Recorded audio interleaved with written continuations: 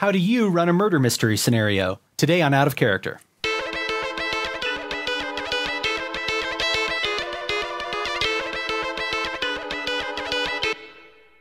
Welcome to Out of Character. I'm Jason Corley. I'm Don Down. And I'm Scott Forster. And assisting us with engineering today is Aaron Lee Newburn. Hello.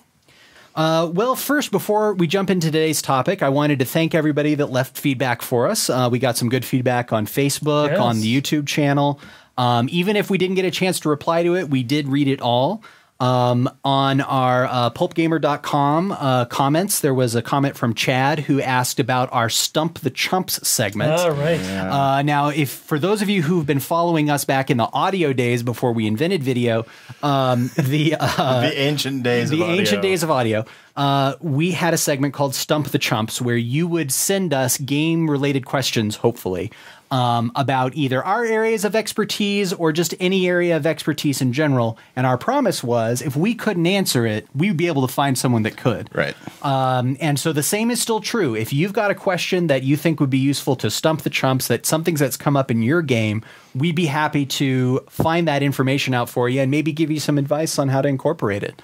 I always Don, love the challenge. yeah, Don's an entrepreneur. He also studied geography. Yeah. Scott studied linguistics. Right. And Aaron has a lot of experience with theatrical stuff. And Aaron's I'm a very lawyer. theatrical. That is true. So we have a lot of expertise, even just here in this show. So if you've got a Stump the Chumps question, email it to us, send it to us on Twitter. We'll have all those contact info details at the end of the show. By the way, we were at GTS not too long ago, and we've been asking... GTS is Gamma Trade Show. Yeah, thank you. Gamma Trade Show. Sorry about that. And we were asking everyone what their special interest or hobby was. So we are collecting a database of smart people that know anything. We met a deep sea diver. We met, of course, a paramedic. Gosh, what can you think of anything else? We had, met Scott? a guy who did like airsoft urban combat. Yes. Right. So Scary people. we're building our network of knowledge. It's Nice. It's pretty scary. So- Nice. I like it. We also got some feedback from Unquiet Soul on YouTube. He was talking about how he liked the in-depth analysis that we did during our audio podcast. We are going to have a 2-part episode later this month that's going to talk about making a good character. So hopefully we'll be able to go into a little more detail because 10 minutes, I mean, he's right. We're not going to go into as much detail in 10 minutes as we used to. But hopefully with multiple parts, and certainly we'll be able to return to prior topics. So we do appreciate all of the feedback that Yeah, and I everybody think gives. that as we can focus on stuff and just be as detailed, maybe. Yeah, if we But can just Right. refine our questions. So. Exactly. If we get a really specific question, then we can give a really detailed answer. So if you have a very specific question, we can absolutely give you as much detail as you could possibly want or more. What is today's question? Today's question is from Ryan Pryor on Facebook. One of our first questions that we got after the transition to the video, which was, how would the GMs of Pulp Gamer run a murder mystery? Now, this is one of my favorite things to do in a game. Like, so I could do the whole 10 minutes myself. So I'll start with you guys. How would you... And then you'll fill in the gaps. I'll correct you with all of the things that you do wrong. So, Everything we're doing wrong. yeah, Great. That exactly. sounds like fun. So what about you guys? What do you think? I guess that's me. Currently, I'm actually running a game that has a murder mystery integral to it. Okay. It's an online game, so I don't have to have all the facts in front of me at once. It's nice because I can take the time to make sure I'm carefully wording my sentences, making... When you say it's an online game, is it at the same time as the other players? No. Everybody logs in, or is it a play by forum, play by It's email? basically play by forum. It's asynchronous. You know, Okay. I put up a post and these are all the clues. Or it's D&D. So one thing that's nice is I basically have everything that they could possibly be interested in finding at the crime scene, say. And I have that all pieced out by skills. Okay. And so I sort of went into autopilot. In this case, it's an online game and I kind of want to keep things moving. So I took a cue from...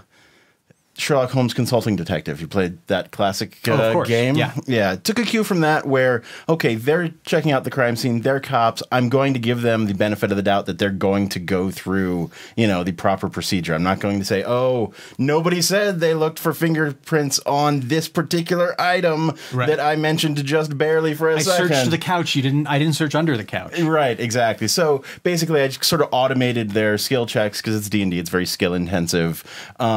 and figured out which pieces of information they had and just threw them out there. And right now they are so overwhelmed with information that it's up to them to figure out what's important and what's not. You know, I can see in a situation like that there's challenges when they have so many leads. Are they struggling with which one to follow? They are. One thing that's interesting is on a typical like dungeon type adventure or go kill the hobgoblins, I like to pare down the information and give them just pretty much what they need. This is the guy you want. Go after him. Go kill him. Take his stuff. Come back and get your reward.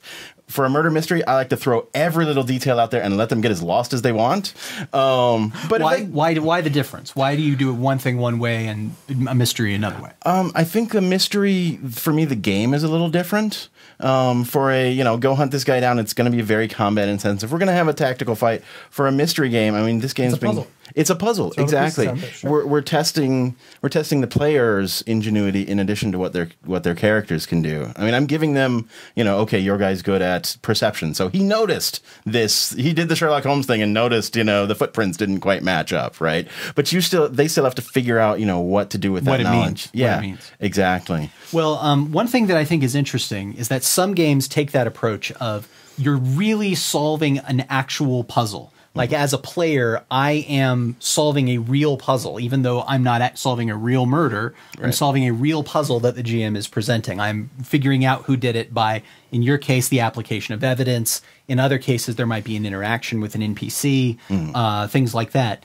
Other mystery games take the approach of we're going to experience a mystery together. It's not necessarily so much that you're going to solve a real puzzle. Instead, what you're going to do is to create the experience of solving a mystery. For example, one of my favorite mystery games is Dirty Secrets by Dark Omen Games. And in Dirty Secrets, no one at the beginning knows who did it. In fact, it's indeterminate. And as you have scenes in which the detective questions people or follows people or shadows people or spies on people, you fill up basically a grid with names of suspects. And then once you can, there's rules for how you fill up the grid. Once you can no longer legally put a name on the grid, that resolves one of the crimes in the game, and you randomly pick someone on the grid to be the perpetrator of one of the crimes. Oh, wow. So you're going to have a and then you plant evidence? Well, no. That's Android. That's werewolf. No, this is you're not planting evidence what it means is that the detective can't discover conclusive evidence that one particular person did it until the game reaches that point. So, for example, someone might confess to a murder, but it might be a false confession. It might be they're trying to cover for somebody. It might be that they're confessing to one crime in order to cover up for another. So it's very different from solving a puzzle because in your case, you know who did it. You're right. In my case, in a Dirty Secrets game, you don't know who did it. It's indeterminate until later in the game. Don, what are some of the things that you've done with respect to murder mysteries? When I first saw that answer, I thought, my answer to that question was, how do you run a murder mystery? It's you run it backwards. Okay. Right, and it's really you plan it backwards. You start with the perpetrator, and you give that person a motive, a reason why he's doing it, and flesh it out all the way up and plant the crime scene, and then you just go and let them decide what path they want to take through the thing. And of course, then you have to make the decisions if they're looking for what kind of clues they're looking for, and then it's like, yeah, I'll give you the there was maybe a fingerprint left on the scene based on what skills they present and what they want to do. And you perhaps, depending on your style of play, you might not want everything to go through, but you'll at least want to give them opportunity to exercise the skills and what it is, the way they want to solve the adventure. I've been through, you often hear this as railroading. This is a real good position where it's real evident where that may come up. And you don't just want to lay it down a script. At least I don't. There's other styles of play, but I don't want to just be following a script. I want to pick my own way through the story. And what you describe is a good way to avoid a railroaded situation where first they're at the crime scene and then they are at scene B where they question suspect Joe, and then they're. And if you don't find the letter opener, you're just done. You can't get to scene C. Yeah. So if you have a situation where you've just created the crime. Then it's very natural, follows very naturally from what the players and player characters decide to do. That is a good way to improvise a mystery. A lot of times people are concerned about mystery plots. They're like, oh, I don't want to plan out this whole mystery. by improvising and just saying, I know who did it and how they did it and what they did. And who knows about it. And who knows about it. Yeah. You can just improvise the rest of that naturally from what the players and the player characters do. And that way you don't have to plan out they must discover clue A, they must discover clue B. You know, wherever they go, they're going to find, if they're successful in their strategies and their skill use, they're going to find something related to the crime. They may end up with more information than they wanted, but they'll always find something. So I hope this is helpful. Thank you to Ryan Pryor for the question. If you have suggestions or thoughts for how to run murder mysteries in your game, leave them in the comments. You can talk to us on Twitter, on Facebook.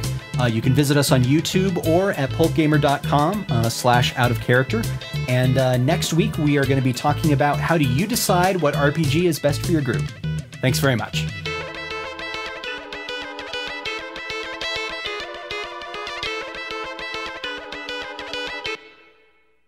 pulpgamer.com